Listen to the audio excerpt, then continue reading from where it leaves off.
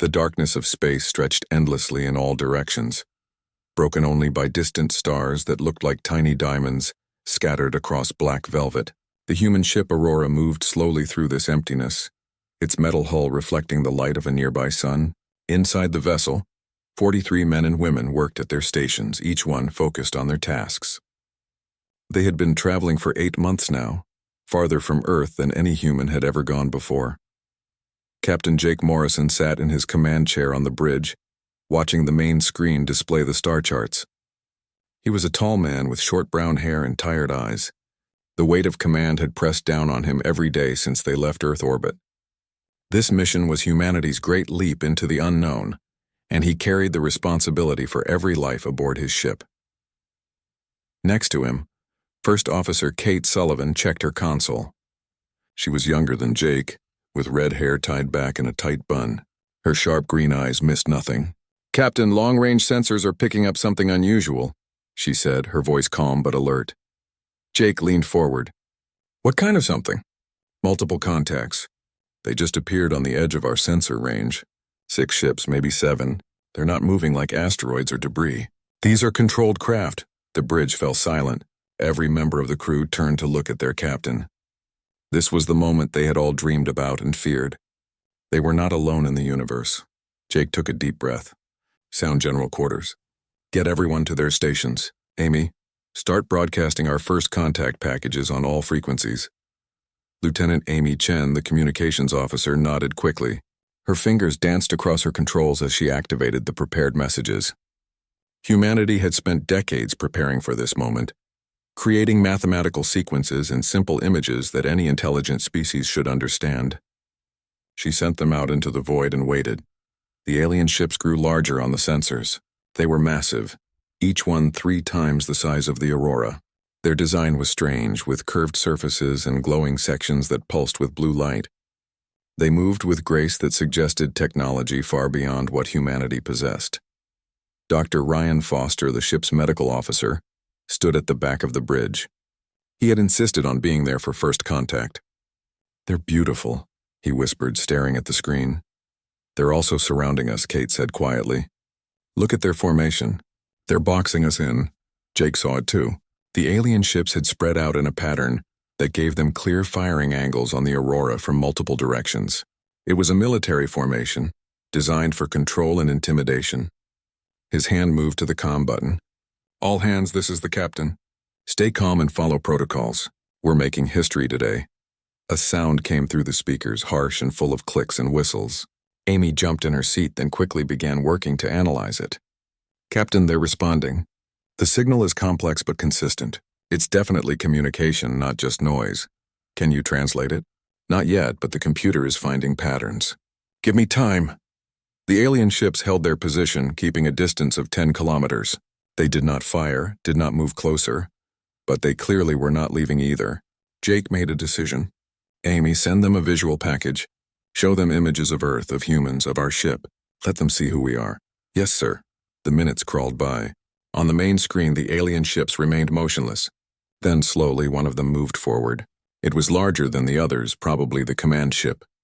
A beam of blue light shot out from it and touched the Aurora's hull. Alarms blared across the bridge. "They're scanning us," Kate shouted over the noise. "Full spectrum analysis. They're looking at everything. Our hull composition, our power systems, even our internal layout." "Are they trying to find weak points?" Jake asked, his jaw tight. "I don't know. The scan is incredibly detailed, but it's not aggressive. It's more like a medical examination than a weapons lock." The blue light continued to wash over the Aurora. In engineering, Lieutenant Chris Palmer watched his displays with growing concern. The alien scan was so advanced it was reading data directly from their computer systems. They were looking at everything. Back on the bridge, Amy suddenly gasped. "Captain, I'm getting something." "Their computer is handshaking with ours. They want to establish a direct data link." Jake hesitated. Opening their systems to an unknown alien intelligence could be dangerous. But if they refused, it might be seen as hostile. Do it, but keep it isolated. Sandbox the connection. Don't let them access anything critical. Understood. The connection formed, and immediately patterns began to emerge. The alien computer was teaching itself English by analyzing the Aurora's database. It was learning at an incredible speed. processing information faster than any human system could manage. Within an hour, words began to appear on Amy's screen. "We are Zetharian. Identity your species," Amy typed quickly. "We are human. We come from planet Earth. We mean no harm." There was a pause, then more words appeared. "Request permission for cultural data exchange. We wish to understand you." Jake thought about it. This was a crucial moment. Sharing information could build trust, but it could also give away weaknesses. He looked around the bridge at his crew. They had come so far. They couldn't turn back now. "Tell them yes, but we want the same from them." Equal exchange, the agreement was made. Over the next 3 hours, both sides shared their information. The Zetharians provided star charts, historical records, and basic cultural data. In return, the humans opened their database to show Earth's location, human biology, and their own history. On the lead Zetharian ship, Commander Vex Thor watched the data flow in. He was tall even by his species standards, with silver skin that caught the light. His large eyes were designed for a world with less light than Earth, and they saw more colors than humans could imagine.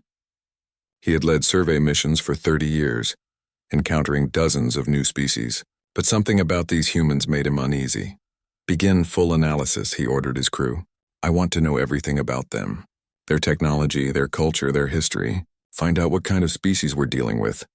His science officer, Telmara, bowed her head in acknowledgement.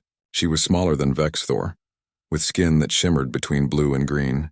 "The preliminary scan shows they are far less advanced than us. Their ship uses fusion drives. Very primitive. Their weapons are basic kinetic and explosive based. They pose no immediate threat. Then why are you worried?" Vex Thor could see the tension in her posture. "I'm not sure yet, Commander, but something in their biological data is unusual. Their bodies produce combat enhancement chemicals naturally. Their bone structure is incredibly dense. They seem built for violence in a way most species are not." Vex Thor turned back to the screen showing the human ship. It was small and crude compared to Zetharian vessels, held together with welds and bolts like something from their own ancient history. Yet it had crossed the vast distances between stars. These humans had determination, at least. Continue the analysis, and have Analyst Craven review their cultural database. "I want to know how they think." Back on the Aurora, the crew was beginning to relax. The aliens had not attacked. They were communicating. It seemed that first contact was going to be peaceful after all. Jake allowed himself a small smile. They had done it. Humanity was no longer alone. Dr. Lisa Morgan, the cultural specialist, was in her lab reviewing the data the Zetharians had sent. Their history was fascinating. A civilization over 3,000 years old spread across dozens of worlds. They had art, music, philosophy. They seemed peaceful, having not fought a major war in over 2 millennia. She sent her initial report to the captain, then turned back to her work. She wanted to learn everything she could about these people. This was the opportunity of a lifetime. In the Zetharian command ship, Analyst Craven sat before his display screen, beginning to read through the human cultural database. He was old by Zetharian standards, his skin faded to almost white. He had studied alien cultures his entire life. He thought he had seen everything. He was wrong. Analyst Craven adjusted his viewing screen, preparing himself for what he expected to be a routine examination of another primitive species. He had done this work for 40 years, reviewing the cultural records of countless civilizations. The pattern was always the same.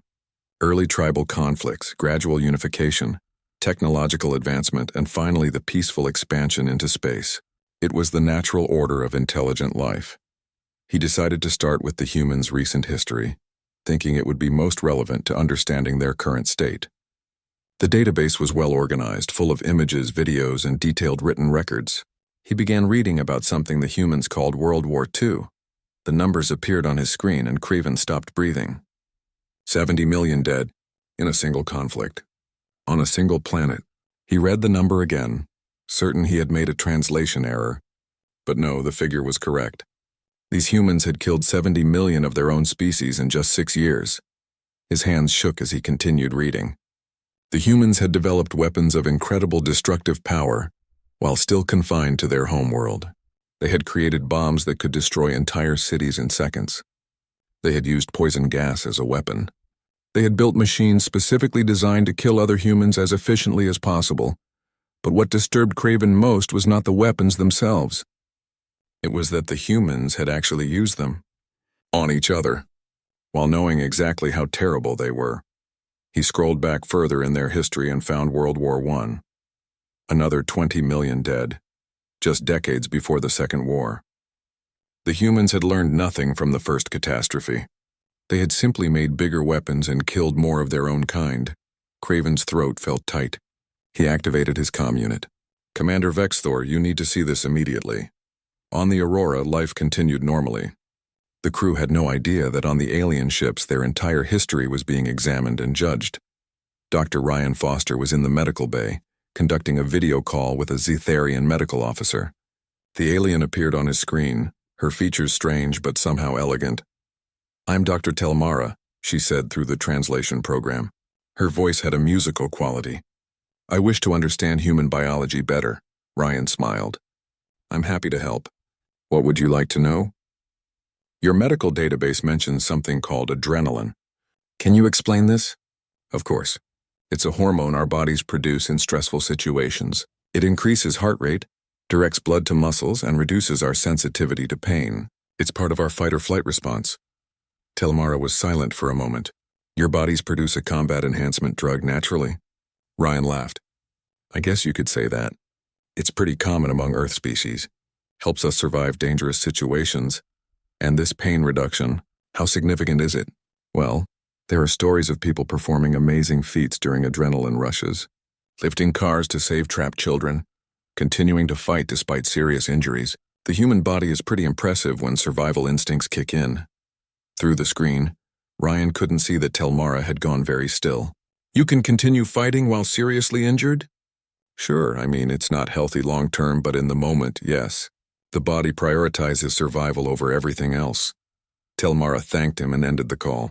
She immediately sent her findings to Commander Vexthor. These humans were more dangerous than the preliminary scans had suggested. In the Zetharian Command Center, Vexthor stood looking at a holographic display of human history. Craven had compiled a presentation of the most significant points. Each one was more disturbing than the last. "They have fought continuously," Craven explained, his voice shaking slightly. "Not just major wars between nations, but smaller conflicts constantly. Civil wars, revolutions, genocides. Their entire history is soaked in blood." Vexthor studied the timeline. "But they survived. That's what I don't understand. Any other species would have destroyed themselves." "That's exactly what makes them so dangerous, Commander. They should be extinct. By every logical measure, they should have killed themselves off thousands of years ago. But they didn't. They endured." Another officer, Security Chief Dralkon, stepped forward. He was stocky and muscular by Zetharian standards. "I've been reviewing their military history. Their concept of warfare is unlike anything in our databases. They have developed tactics specifically designed to continue fighting even when victory is impossible." "What do you mean?" Vexthor asked. "They call it guerrilla warfare. Small groups of fighters who refuse to surrender even when their main forces are defeated. They hide, they adapt, they strike from unexpected angles. And they never give up. There are hundreds of examples in their history where numerically inferior human forces defeated superior enemies, simply by refusing to accept defeat." Vexthor felt a chill run through his body. "Show me." Dralkon displayed a series of historical battles. In each one, humans faced overwhelming odds. In each one, logic said they should surrender. But they didn't. They fought until they won or until they were completely destroyed. There was no middle ground. "Look at this one," Dralkon said, highlighting a particular conflict. A small group of humans held a strategic position against an army 50 times their size. They knew they would die. They had no chance of survival. But they fought anyway because it would buy time for others to escape. They chose certain death for a tactical advantage. "That's insane," Vexthor whispered. "To us, yes. To them, it's heroic. They celebrate such actions. They tell stories about them. They teach their children to admire this behavior." Craven brought up another display, and this is perhaps most disturbing of all: their entertainment media, the stories they tell themselves for fun. The screen showed titles of human movies, books, and games. Invasion scenarios, survival situations, end-of-the-world stories. Over and over, the theme repeated. Humans facing impossible odds and finding a way to survive. They practice disaster mentally, Craven said. They imagine the worst possible scenarios, and then think about how they would overcome them. For entertainment. They are psychologically preparing themselves for catastrophe at all times. Vexthor sat down heavily. What kind of species does that? A species that has survived countless catastrophes, Creven answered. A species that has learned that preparation for the worst is the only way to ensure survival. On the Aurora, Lieutenant Chris Palmer was having a casual conversation with a Zetharian officer. They were discussing military organization, and Chris was trying to explain how human forces were structured. So when you face a superior enemy, what is your standard response? The Zetharian asked. Chris thought about it. Well, it depends on the situation. But generally, we look for ways to even the odds. Guerrilla tactics, ambush strategies, exploiting weaknesses. We adapt to the circumstances. But if you cannot win, you surrender to preserve lives, yes? Sometimes. But there's also the option of fighting to the last man. There was a long pause. I do not understand this phrase. It means we keep fighting until everyone is dead. Until there's literally no one left to hold a weapon. It's a last resort, obviously, but it's an option we consider. Why would you choose death over surrender? Chris shrugged. Sometimes surrender isn't really an option. Sometimes the enemy won't take prisoners. And sometimes there are things more important than individual survival. Protecting others, defending a principle, buying time for reinforcements. There are things worth dying for. The Zetharian officer ended the conversation shortly after that. Chris wondered if he had said something wrong, but he shrugged it off and went back to his work. In the Zetharian fleet, an emergency council was called. All senior officers gathered in the command ship's main conference room. Vexthor stood at the head of the table, his expression grim. We have a serious situation, he began. The humans are far more dangerous than we initially assessed. He spent the next hour presenting everything they had learned. The history of constant warfare, the biological adaptations for combat, the psychological conditioning for survival, the absolute refusal to accept defeat even in the face of certain death. They are predators, Telmara said quietly, not in the simple sense of eating meat. They are predators of conflict itself. They have evolved to thrive in violence. But they're also social, Creven added. They form strong bonds, they cooperate, they show compassion. They're not mindless killers. They're intelligent, creative, and capable of great kindness. That somehow makes them more dangerous, not less. Because it means they have control, Vexthor said, understanding. They choose when to be violent. They can turn it on and off. That's much more frightening than a species that's always aggressive. Draukon leaned forward. We need to make a decision, Commander. What do we do about them? Vexthor looked around the table at his officers. If we make them our enemy, we may not be able to stop them. Oh, we could destroy their ship easily enough. Our technology is far superior. But what happens when they build more ships? When they learn from this encounter and come back stronger? These are not a species that forgives or forgets. Are you suggesting we make them allies? Telmara asked. I'm suggesting we don't make them enemies. There's a difference. Creven pulled up another piece of data. There's one more thing you should all see. I found this in their database. Commander Vexthor stood alone in his private quarters, staring at the data streaming across his personal console. Sleep would not come. Every time he closed his eyes, he saw numbers. 70 million dead here. 20 million there. Cities reduced to ashes. Entire populations erased. And through it all, the humans had survived. He pulled up another file from the human database. This one was labeled Entertainment Media. Vexthor had reviewed entertainment from dozens of species before. It usually told him more about a culture than their official histories did. The stories a species told themselves revealed what they truly valued and feared. The humans had thousands of stories about survival. Movies about asteroid impacts, alien invasions, zombie plagues, nuclear war, climate catastrophe. They imagined every possible way their world could end, and then they imagined themselves surviving it. Not just surviving, but fighting back, rebuilding, refusing to die quietly. Vexthor selected one at random. It was a film about an alien invasion where humanity was completely outmatched. The aliens had better weapons, faster ships, superior numbers. Victory should have been impossible, but the humans in the story found a weakness. They adapted. They used creativity and desperation in equal measure. And they won. The commander turned off the display. He finally understood what made the humans so terrifying. It wasn't their weapons or their violence. It was their mindset. They genuinely believed that any problem could be overcome if they refused to give up, and their entire history proved them right. Morning came to the Zetharian fleet, though in space the distinction was meaningless. The crew operated on the cycles of their homeworld, keeping familiar rhythms even in the void. Vexthor called another meeting, this time including specialists from every department. Science Officer Telmara was first to present her findings. "I've completed the biological analysis," she said, projecting images of human anatomy onto the central display. "The results are disturbing. Human beings are built for endurance in ways we've never seen before." She highlighted the human skeletal structure. "Their bones are incredibly dense, much more so than ours or any other species in our database. They can withstand tremendous impact without breaking. Their muscle tissue is similarly robust, capable of exerting force far beyond what their size would suggest." "But that's not unusual for a predator species," Dralcon pointed out. "True, but look at this." Telmara brought up comparative healing rates.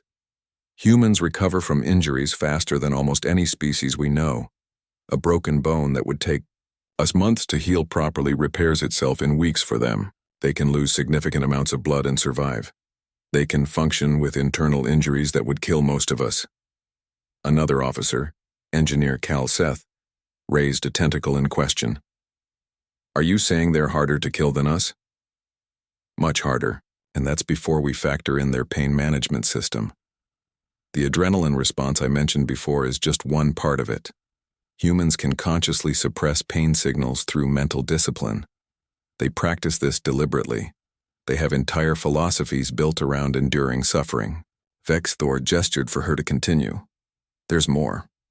I analyzed their space adaptation. They come from a world with specific gravity, temperature, and atmospheric conditions. Most species require significant technological support to survive in different environments. Humans are remarkably adaptable.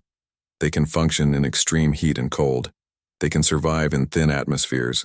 They can eat a wider variety of foods than any other species I've studied. They're generalists in the extreme." Creven stepped forward next. "My findings support Telmara's conclusions, but from a cultural perspective. I've analyzed human psychological patterns, and I've found something I'm calling the persistence trait." He pulled up examples from human history. "Look at this explorer who walked across an entire frozen continent, or this scientist who exposed herself to radiation to continue her research, or this soldier who held a position alone against enemy forces for 3 days without sleep. These aren't anomalies. These are celebrated examples of normal human behavior. Humans don't just endure hardship," Creven continued. "They seek it out. They climb mountains for no reason except to prove they can. They run races that damage their bodies. They put themselves in dangerous situations deliberately to test their limits. This isn't survival instinct. This is something deeper. They need to prove to themselves that they can overcome anything." Dralcon brought up military data. "I've found something equally disturbing. Humans have a concept they call asymmetric warfare. It's based on the principle that a weaker force can defeat a stronger one through unconventional tactics." He displayed a series of human conflicts. In every example, when faced with superior technology or numbers, humans adapted. They used terrain to their advantage. They struck where the enemy was weak. They turned the enemy's strengths into weaknesses, and most importantly, they never fought the way the enemy expected them to. "They're creative killers," another officer muttered. "Yes, but not mindless ones," Dralcon corrected. "They're strategic. They think several steps ahead. They're willing to take heavy losses if it achieves a greater objective. They understand sacrifice in ways that would never occur to us." Vexthor listened to all of this with growing dread. What about their social structure? Are they unified as a species? Creven shook his head. "That's complicated. They have hundreds of different nations, cultures, and belief systems. They argue constantly among themselves about how to organize their societies. But here's what's interesting. When faced with an external threat, they have historically united with remarkable speed. Their internal divisions disappear when confronted with a common enemy. So if we threaten them, We wouldn't be facing a divided species but a unified one, Vexthor said. Exactly. And Commander, there's something else you need to see. I found records of their approach to artificial intelligence. The room fell silent. Artificial intelligence was a sensitive topic in the galactic community. Most species had nearly destroyed themselves developing it. The standard procedure was to carefully limit AI capabilities and never allow true machine sentience. The humans developed artificial intelligence, Creven said. They recognized the dangers. They had multiple incidents where AI systems behaved unpredictably, and their response was characteristic. They didn't abandon the technology. They kept developing it, kept improving their safety protocols, kept trying to get it right. That's incredibly reckless, Telmara gasped. By our standards, yes. But it shows their pattern of behavior. They see a problem, they experience failure, and they try again. They don't give up on anything. They iterate until they succeed, or until they're dead. Engineer Calseth had been quiet until now. I've been analyzing their spacecraft design, he said. The Aurora is primitive by our standards, but it's also brilliant in its simplicity. They've designed every system with redundancy. If something fails, there are backup systems. If those fail, there are manual overrides. They've planned for everything to go wrong. Because in their history, everything has gone wrong, Vexthor said quietly. Precisely. And they survived anyway. That's the lesson of human engineering. Design for disaster, and plan to survive it. On the Aurora, the crew remained unaware of the intense scrutiny they were under. Dr. Lisa Morgan was in her lab, excited about the cultural exchange. She had been sending questions to the Zetharian cultural specialists, asking about their art, their music, their philosophy. The responses puzzled her.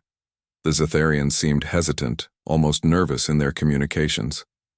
They answered her questions politely but briefly. They didn't ask much about human culture in return, which seemed odd. Wasn't the whole point of first contact to learn about each other? She decided to send a more direct message. I've noticed your people seem cautious around us. Is there something wrong? Have we offended you in some way? The response took longer than usual. Finally, words appeared on her screen. You have not offended us. We are simply taking time to understand your species properly. Your history is very different from ours. Lisa frowned. Different how? Again a long pause. You have survived much hardship. This is admirable. It was a diplomatic answer that said nothing. Lisa made a note to discuss this with the captain. Something was off about the Zetharians' behavior.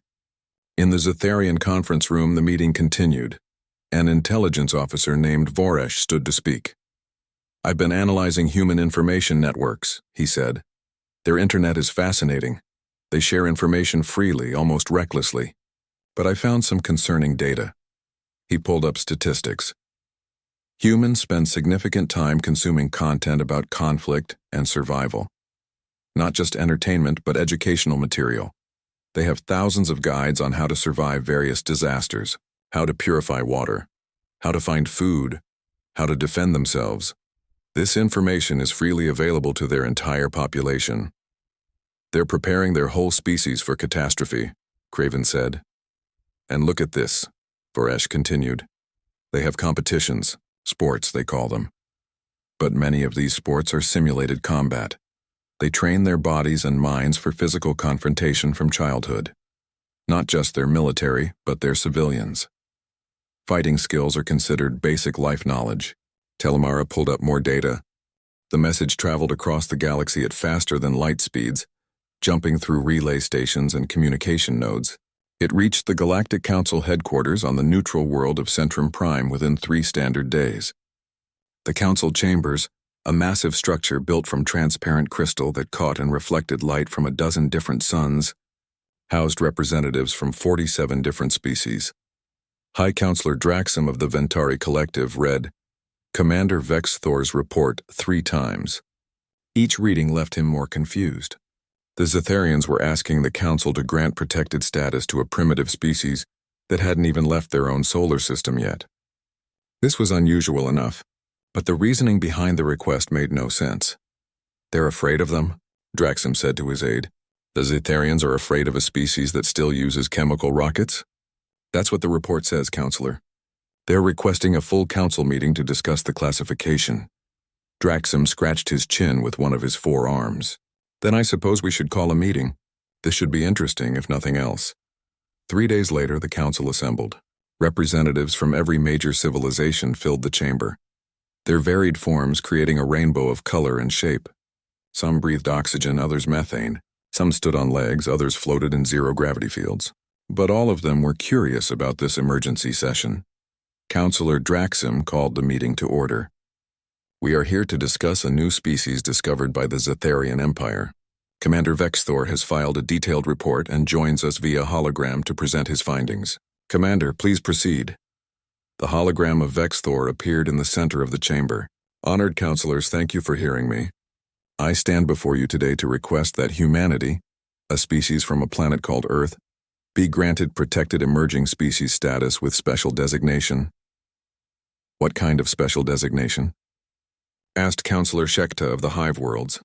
One that warns all galactic species to approach them with caution and respect. These humans are unlike any species we've encountered before.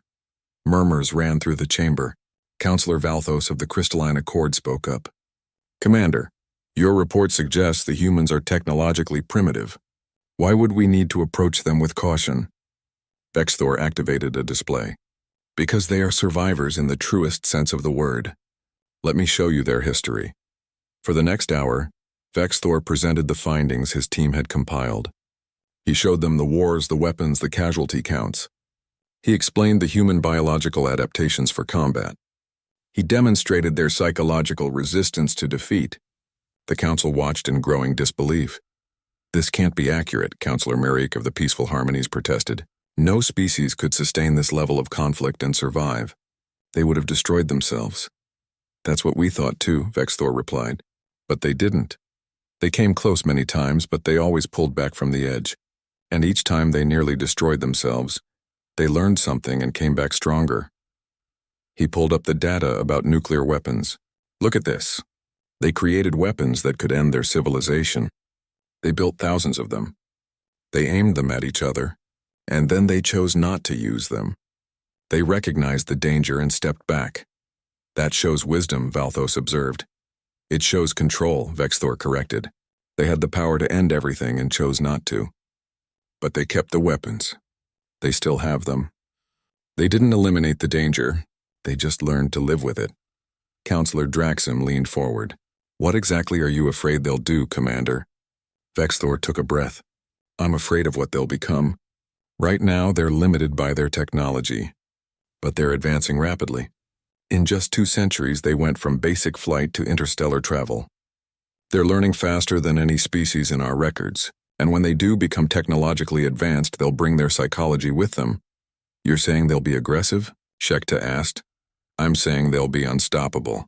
Counselors, imagine a species with our technology, but with human determination. A species that doesn't surrender, doesn't quit, doesn't accept defeat. A species that sees every obstacle as a challenge to overcome rather than a reason to stop.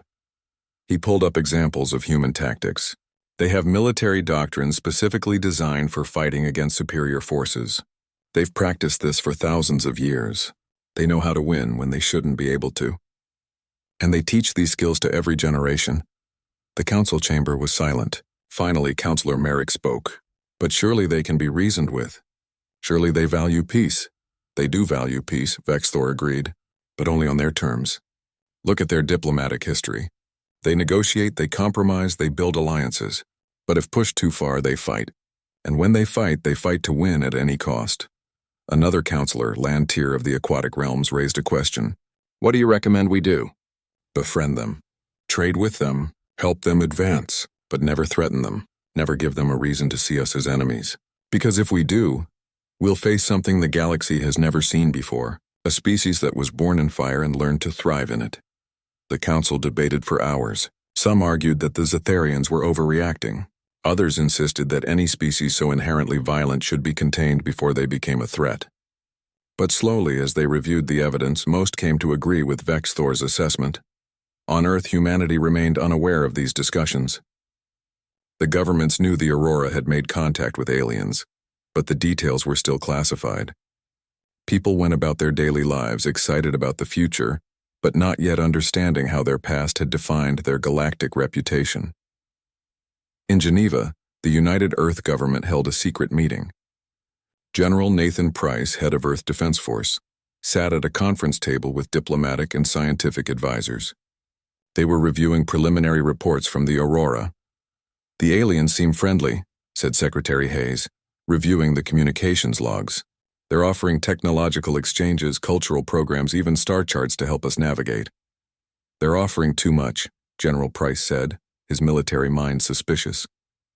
"Why would an advanced civilization give us all this freely? What do they want in return?" Dr. Helen Carter, chief of the Xenobiology Division, tapped her tablet. "Captain Morrison reports the aliens seem nervous around them. Very polite, very helpful, but there's an underlying tension." "Nervous about what?" Secretary Hayes asked. "We don't know. The Aurora crew can't figure it out either. They're being treated with respect, almost deference. It's odd behavior for a species that's technologically superior." General Price stood and walked to the window overlooking the city. "I don't like unknowns. We need more information. Tell Morrison to push harder on the cultural exchange. I want to know what these Zetharians really think of us." Back on the Aurora, Captain Jake Morrison read the latest orders from Earth Command. He understood their concern, but he also knew that pushing too hard could damage the fragile first contact relationship. He decided to approach it carefully. He arranged a private video call with Commander Vexthor. When the Zetharian appeared on the screen, Jake noticed the subtle signs of stress in his posture. "Commander, I wanted to thank you personally for the generous offers your people have made. The technology sharing alone will advance our space program by decades." "It is our pleasure, Captain. We believe humanity deserves a place among the galactic community." "That's kind of you to say. But I've been wondering about something. Your people have been very helpful, very accommodating. Is there a reason you're being so generous to a primitive species like us?" Vexthor was quiet for a long moment. "Captain Morrison, may I speak frankly?" "Please do. Your people frighten us." Jake blinked, certain he had heard wrong. "I'm sorry, what?" "We scanned your ship. We reviewed your cultural database. We studied your history, and we realized that humanity is perhaps the most dangerous species we've ever encountered. But we're centuries behind you technologically. Technology can be learned, Captain. It can be acquired. What you have cannot be taught. Your species has a quality we've never seen before. You don't know how to give up. You face extinction and you fight back. You encounter impossible situations and you find solutions. This is terrifying to species like us." Jake felt a strange mix of emotions. Pride, confusion, disbelief. "You're afraid we'll attack you?" "No, Captain. We're afraid of what you'll become. You're still young as a spacefaring species, but you're learning fast. And when you do reach our level of technology, you'll bring something we lost long ago, the fire that made our ancestors survive. You still have that fire. It burns in every human. Is that why you're helping us? You want to stay on our good side?" "Partly, yes. But also because we genuinely believe humanity will make the galaxy better. You'll push boundaries we've accepted. You'll solve problems we've given up on. You'll remind us of what we once were. But Captain, I must be honest. We're also hoping that by helping you now, you'll remember our kindness later." Jake sat back in his chair, processing this. "Commander, I appreciate your honesty, and I promise you humanity doesn't forget our friends. If you help us now, we'll stand with you in the future." "That is exactly what I hope to hear." 6 months had passed since the Aurora made first contact. The ship now hung in Earth orbit, its crew preparing for a hero's welcome. Below them, the planet buzzed with excitement. Humanity was no longer alone in the universe. The stars were filled with civilizations waiting to meet them. Captain Jake Morrison stood at the viewport watching his home world turn slowly beneath him. In a few hours, he would walk on Earth soil again. He would give speeches, answer questions, probably spend months in debriefings. But right now, he just wanted to enjoy the view. "Captain?" Lieutenant Amy Chen approached, holding a datapad. "The Zetharian ambassador just sent another message. They want to establish a permanent cultural exchange program. They're offering to station a diplomatic team on Earth and accept a human team on their home world." Jake smiled. "They really want to be friends, don't they?" "They're not the only ones. We've received similar offers from 16 other species. The Galactic Council wants us to send representatives as soon as possible." Captain, we're being welcomed like we're already a major power. That's good, isn't it? Amy hesitated. It is, but it's also strange. These civilizations are thousands of years more advanced than us. Why are they treating us like equals? Jake thought about his conversation with Commander Vexthor. He had filed a classified report about it, but the full implications hadn't been made public yet. Maybe they see potential in us. Or maybe they see something else, Amy said quietly. She had been reviewing the Zetharian cultural database and had noticed patterns in their language. Words for surrender, retreat, and acceptance appeared frequently. But words for persistence and determination were rare. She was starting to understand what made humans different, and it worried her. On Earth, preparations for the Aurora's return were reaching a peak. In New York, the United Nations building had been temporarily converted into a center for alien diplomacy. Ambassadors from Earth's various nations gathered to coordinate their response to first contact. Ambassador Daniel Carter had been chosen as Earth's primary representative to the Galactic Council. He was a career diplomat, skilled in negotiation and cultural sensitivity. But nothing in his training had prepared him for this. "They're all being too nice," he said to his aide, Caroline Wells, as they reviewed diplomatic protocols. "I've spent 30 years in international relations. I know when someone is being genuine and when they're being cautious. These aliens are being cautious. Maybe they're just naturally peaceful," Caroline suggested. "Then why do they have military forces? I've seen the data. Every species we've made contact with has a defense force. Some of them are quite advanced. They know how to fight. They just choose not to, and I want to know why." The answer came from an unexpected source. Dr. Lisa Morgan had finally convinced the Zetharians to share their assessment of humanity. The report wasn't classified by the aliens. They had assumed humans would eventually figure it out anyway. When Daniel read the report, he understood everything. The Zetharians were afraid. Not of human weapons or human numbers. They were afraid of human psychology. The report detailed how humanity had survived countless self-inflicted disasters, how they had developed weapons capable of destroying their planet and then chose not to use them, how they had fought wars that should have ended their species and somehow endured. The aliens saw humanity as a species that had been forged in fire. Every civilization faced challenges, but humans had faced challenges that would have destroyed most species. And they had survived by developing an unbreakable will to continue existing. Daniel sat back in his chair, the weight of this knowledge settling on him. Humanity's greatest strength wasn't their technology or their creativity. It was their refusal to accept defeat, and the galaxy knew it. He called an emergency meeting with Earth's leadership. When they gathered, he shared the Zetharian report. The reactions ranged from pride to concern to confusion. General Nathan Price spoke first. "So they're afraid we'll attack them?" "No," Daniel corrected. "They're afraid of what we'll become. We're technologically primitive now, but we're learning fast. And when we do reach their level, we'll be the only species in the galaxy that combines advanced technology with the mindset of survivors." "Is that a bad thing?" asked President Carter. "That depends on us. The aliens are hoping that by befriending us now we'll remain friendly as we grow stronger. They're making a bet on human gratitude and loyalty." "That's a smart bet," the president said. "Humans remember who helped them when they were down." "Exactly. But it also means we have a reputation to live up to. The galaxy expects us to be tough, determined, and persistent. We can't disappoint them." Colonel Megan Torres, head of Earth's Deep Space Security, had been quiet during the discussion. Now she spoke. "We need to be careful about how we present ourselves going forward. If the aliens think we're naturally aggressive, we could trigger a defensive response. But if we're too soft, they might think we're weak and the report was wrong. So we need to be strong but not threatening," Daniel said. "We need to show we're capable of defending ourselves but prefer peace. We need to demonstrate the good parts of human persistence without the violent parts." "That's a narrow path to walk," Megan observed. "It is. But it's the path we have to walk if we want to integrate into the galactic community successfully." Across the galaxy, other species were having similar conversations. In the Crystalline Accord, military strategists studied human warfare techniques, finding valuable lessons in asymmetric tactics. The Hive Worlds, a collective intelligence species, were fascinated by human individualism and how it led to creative problem-solving. The Peaceful Harmonies, a species that had eliminated conflict from their society thousands of years ago, looked at human history with both horror and envy.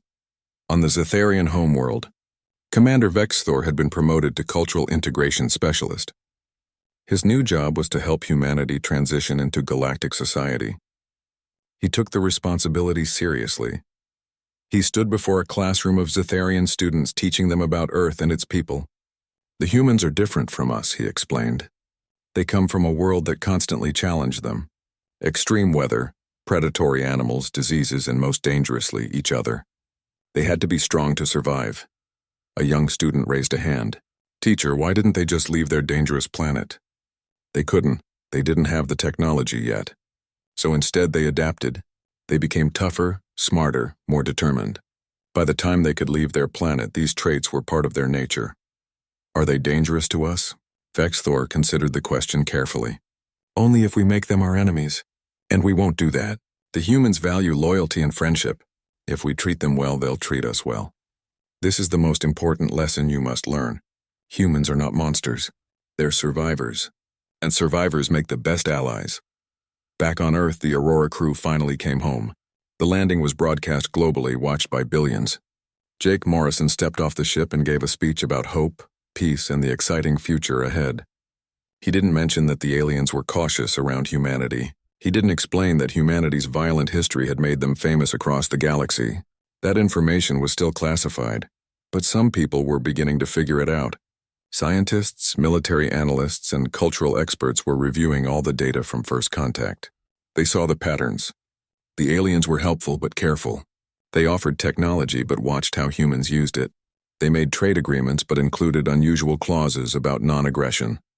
Dr. Helen Carter published a paper titled The Survivor's Burden, Humanity's Reputation in Galactic Society. In it, she argued that humanity had entered the galactic stage with a reputation that was both an advantage and a challenge. Other species respected human determination but also feared it. The paper caused debate. Some humans were proud that aliens saw them as strong. Others worried that the reputation would lead to isolation. Most people just wanted to learn from the aliens and explore the stars. A year after first contact, Earth opened its first embassy on Centrum Prime. Ambassador Daniel Carter took his position seriously, working to build relationships with every species he met. He quickly learned that while the aliens were friendly, they were also watching humanity carefully. At a diplomatic reception, he found himself talking with a representative from the aquatic realms. The alien, whose name translated as Flowing Water, spoke about their concerns. Your species is young, Flowing Water said. You have much to learn about peaceful coexistence. We're eager to learn, Daniel replied diplomatically. But will you remain peaceful as you grow stronger? Many species become aggressive when they gain power. Daniel thought about how to answer. We've seen where aggression leads. We've fought our wars. We know the cost. We're done with that. I hope you're right, Ambassador. Because the galaxy is watching, and many are wondering if humanity will become a force for good or a threat to be contained. The conversation troubled Daniel. He sent a report back to Earth, warning that humanity was under scrutiny. Every action, every decision would be judged by dozens of civilizations. They had to be, but not all humans agreed with caution. Some argued that humanity should embrace their reputation. If aliens feared human determination, maybe that fear could be used diplomatically.